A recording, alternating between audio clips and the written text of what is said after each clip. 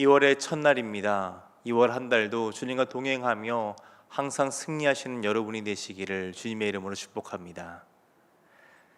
예수님께서 날 때부터 맹인된 사람을 고치신 이후의 일들이 계속되고 있습니다. 13절을 보면 사람들은 자신들의 추궁이 통하지 않자 고침받은 이 사람을 바리새인에게 데리고 갑니다. 이들은 왜 이렇게 화가 나서 추궁하고 또한 그것이 통하지 않자 자신들의 뜻을 대변해 줄 바리새인에게 이 맹인된 사람을 데리고 간 것일까요? 그 답이 14절에 있습니다. 예수님께서 진흙을 이겨 눈을 뜨게 하신 날이 안식일이라는 것이죠. 이 부분을 보면 왠지 5장에서 38년 된 병자를 고치셨던 사건과 유사해 보입니다. 그러나 반응들은 사뭇 다른 모습을 볼 수 있습니다. 먼저 15절을 보겠습니다. 그러므로 바리새인들도 그가 어떻게 보고하게 되었는지를 물으니 이르되 그 사람이 진흙을 내 눈에 바르매 내가 씻고 보나이다 하니. 이 15절의 말씀만 보면 38년 된 병자와 별 다를 바 없어 보입니다. 그러나 이어지는 내용을 보면 변화가 있습니다. 전체적인 바리새인들의 반응은 지난 5장보다 더 적대적인 것을 볼 수 있습니다. 앞선 7장 1절을 보면 이들은 예수님을 향해 죽이려는 마음을 품은 것이 말씀 속에 기록되어 있습니다. 그리고 오늘 말씀 22절을 보면 예수를 그리스도로 시인하면 출교할 정도로 적대감을 표현합니다. 출교는 당시 유대교 사회에서 사회적 사형에 해당할 정도로 아주 중벌을 뜻하는 것입니다. 당사자뿐 아니라 동조하는 자에게까지 증오의 마음을 품었다는 것입니다. 그런데 막상 바리새인들 가운데도 예수님의 가르침에 긍정적인 반응을 보이는 사람이 있었나 봅니다. 16절 맨 마지막 부분을 보면 분쟁이라는 표현이 나옵니다. 스키스마라는 헬라어가 사용되었는데요, 직역을 하면 분열이라는 뜻을 가진 단어입니다. 바리새인 중 일부는 예수님께서 안식일을 지키지 아니하였기 때문에 죄인이라고 칭하고 있습니다. 그렇기 때문에 예수님은 하나님께로부터 온 자가 아니다라고 말하는 것이죠. 근데 실제적으로 예수님께서 오늘 말씀 속에서, 지난 말씀 속에서 안식일을 범하신 것은 없습니다.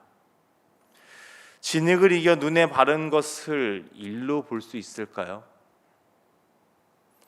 실로암까지 가게 하신 것도 맹인을 움직여서 가게 한 것이기 때문에 예수님께서는 아마도 안식일 거리를 넘어서는 이동을 시키지는 않으셨을 것입니다. 그리고 이것도 예수님께서 걸어가신 게 아니죠. 맹인이 직접 걸어간 것입니다.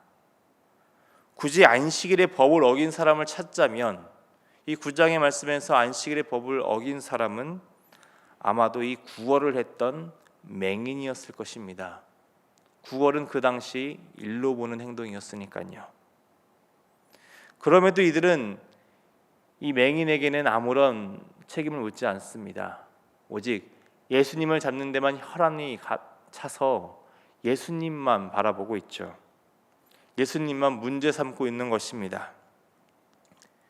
반면에 예수님께 긍정적인 마음을 가진 사람들도 있었습니다. 죄인이라면, 예수님께서 죄인이라면 하나님이 보내신 사람만 보일 수 있는 표적이 설명이 안 된다는 것이죠. 시편 146편 8절을 보면 맹인의 눈을 여시는 분이 하나님이라고 말씀은 기록하고 있습니다. 그러니 이 맹인을 치유하신 예수님은 당연히 하나님이 보내신 사람이 되어야 합니다. 또한 잠언 15장 29절의 말씀을 보면 하나님께서는 악인의 기도를 들어주지 않음을 말씀하고 있습니다. 그러니 예수님께서 죄인이시라면 하나님께서 예수님을 돕지 않으셨을 것이라는 뜻이 됩니다.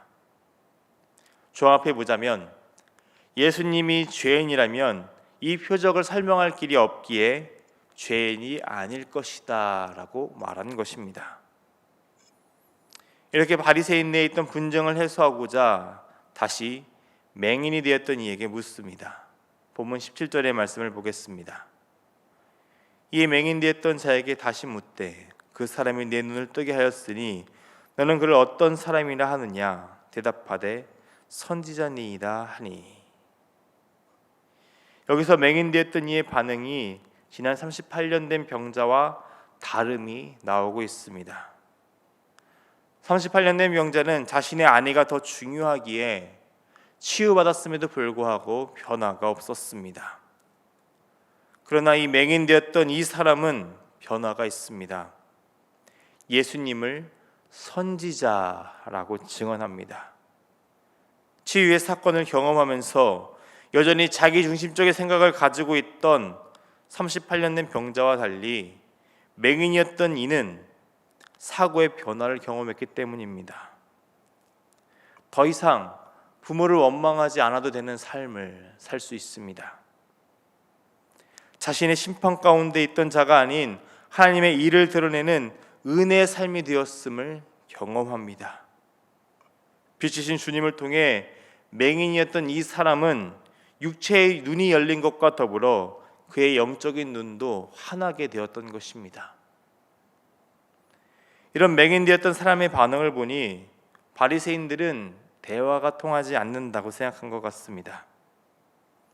이 모든 사건을 거짓으로 밝히며 자신들의 뜻을 관철시켜야 되는데 지난 38년 된 병자가 자신들의 뜻에 동조해 줬던 것과 달리 이 사람은 예수님을 선지자라고 증언했기 때문입니다.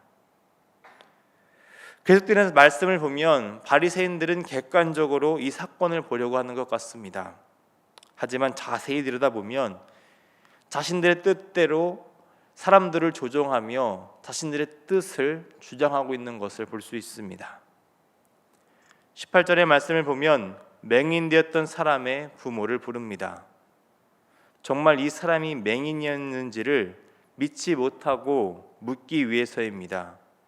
이 사람이 거짓말을 하고 있다는 것을 증명하기 위해서죠. 그럼 바리새인들의 질문에 부모는 20절과 같이 이 사람은 자신의 아들이며 맹인으로 난 것을 증언합니다. 그러나 21절의 말씀을 보면 망설임의 모습이 나옵니다. 그러나 지금 어떻게 해서 보는지 또는 누가 그 눈을 뜨게 하였는지 우리는 알지 못하나이다. 그에게 물어보소서. 그가 장성하였으니 자기 일을 말하리이다. 맹인이었던 것은 확실하지만 어떻게 보는지 또 누가 그 눈을 뜨게 했는지는 모른다고 말하며 아들에게 공을 넘깁니다. 다 큰 아들에게 직접 물어보려고 하는 것이죠. 이들이 이렇게 겁을 먹고 답을 회피한 이유가 22절에 기록되어 있습니다.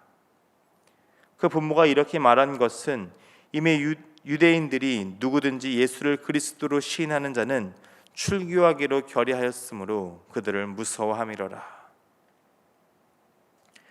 지금 오늘 이 말씀의 모든 대화 속에서 어떤 답이 나오더라도 예수님에 대한 바리새인들의 생각은 변하지 않을 것이라는 것이 이 22절의 말씀에서 확연히 드러납니다. 예수님을 죽이기 위한 그들의 마음은 확실합니다. 그러니 맹인되었던 이의 부모들은 이런 서슬퍼런 바리새인들의 반응에 움츠러들어서 예수님을 그리스도로 고백할 기회를 놓치고 맙니다. 오늘 말씀은 여러 신앙의 모습들이 나오고 있습니다. 어떤 상황일지라도 변하지 않고 자신의 눈을 뜨게 하시고 빛을 깨닫게 하신 예수님을 고백하는 맹인이었던 자의 신앙의 모습이 있습니다. 이 신앙의 모습은 시간이 지날수록 믿음이 더 깊어져 갑니다. 차가운 세상의 반응과 죄를 물으려는 서슬퍼런 눈빛에도 이 마음은 흔들리지 않습니다. 도리어 더욱 자신의 육체의 눈뿐 아니라 영적인 눈도 뜨게 하신 분이 예수님임을 확신해가며 그리스도로 고백하는 믿음입니다. 또 자신들이 정해놓은 답이 있는 채로 그 답을 얻기 위해 편견의 눈으로 신앙생활을 하는 바리새인의 모습도 있습니다. 긍정적으로 생각한 것도 지적 동의이지 예수님을 메시아로 고백하는 것은 아니었습니다. 아니라고 단정지으며 예수님을 죽이려고만 할 뿐이었습니다. 맹인되었던 사람의 대답이 마음에 들지 않자 그의 부모까지 불러왔지만 원하는 대답을 듣지 못합니다. 여전히 진리를 보아도 깨닫지 못하고 자신이 가진 생각과 믿음만을 주장하며 예수님을 그리스도로 고백하지 못하는 신앙의 모습이 나옵니다. 그리고 마지막으로 세상의 두려움으로 믿음을 고백하지 못하는 맹인되었던 사람의 부모의 모습이 있습니다. 이들은 분명 예수님께 감사하는 마음이 있었을 것입니다. 맹인된 아들, 혹여나 자신들의 죄 때문에 이 아이가 못 본 것은 아닐까 하는 그런 자괴감에 빠져 있을 그 부모의 마음을 해소 주었던 예수님입니다. 그러나 그 감사한 마음이 자신들의 전부를 걸 만큼은 아니었다는 것입니다. 바리새인들의 반응과 출교의 두려움으로 답을 피합니다.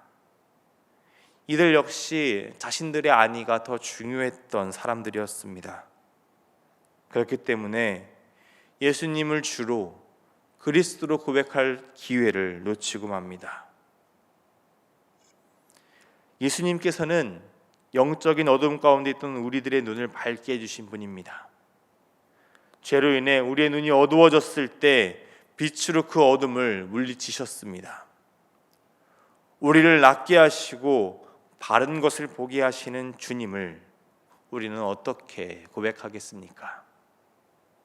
또한 어떤 모습이 우리의 신앙의 모습이어야 할까요?